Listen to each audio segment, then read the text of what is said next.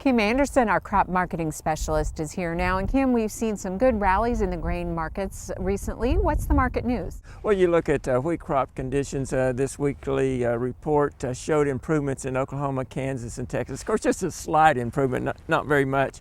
I think the big news is if you look at the Russian wheat price, a good measure of that's into Egypt. You go back to early January, it's $193 a ton. That's about $5.25 a bushel. That's loaded on a vessel in the Black Sea ports. This last week they sold to Egypt for $214 a ton. That's about $5.80. So you got about a 55-cent price increase there. You look at the Russian and Ukraine crop projections for 2018, probably down about 2%, not much, but slightly lower. Ukraine does have higher planted acres, but yields are expected to be down.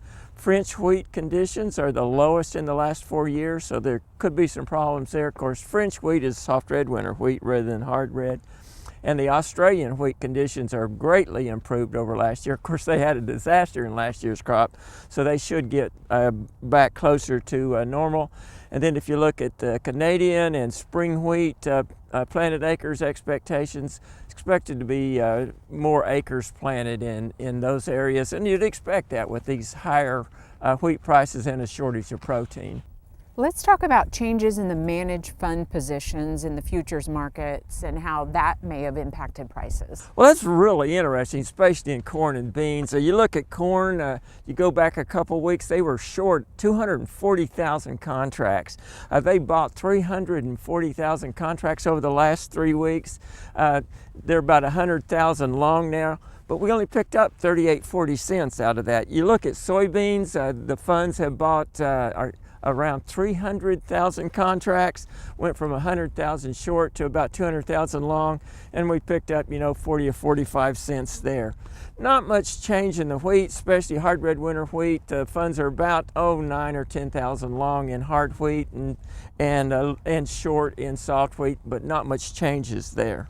And what's the market offering for harvest delivered wheat then? Well, if you look at harvest delivered wheat, about a 50 under basis there, the July contract around 5.50. So $5 wheat for forward contract for harvest delivery. You look at corn, 55 under the November corn contract.